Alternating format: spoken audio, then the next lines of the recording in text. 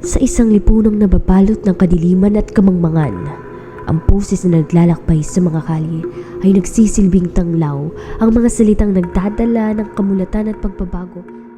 Yung gaganda ng mga building sa taas, parang sarap magtrabaho doon. Kaya nga pala kasi dito tayo pre-bobo ba?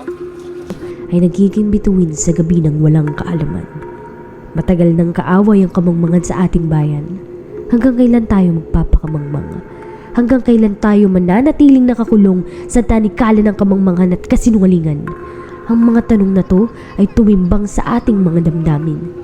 Sa bawat pagbabasa ng mga salitang iniwan ni Rizal, nararamdaman natin ang init ng kanyang pagnanais na magkaroon tayo ng malinaw na pag-unawa sa ating sariling kaharian.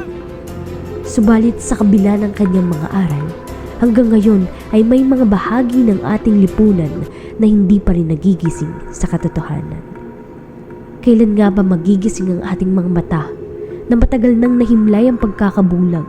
Kailan natin hahayaang sumibol ang liwanag ng kaalaman sa ating puso at isipan? Ang sagot ay nasa ating mga sarili.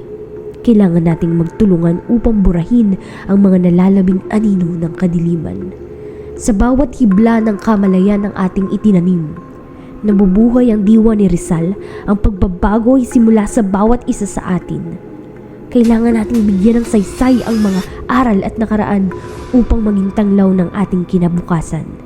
Hindi tayo maaaring manatiling bulag sa katotohanan. Sa pagbukang liwayway ng bagong umaga, naway magsimula na tayong lahat na maglakbay patungo sa liwanag ng kaalaman at pag-unlad. Kaya paano ang mundo kung wala si Rizal?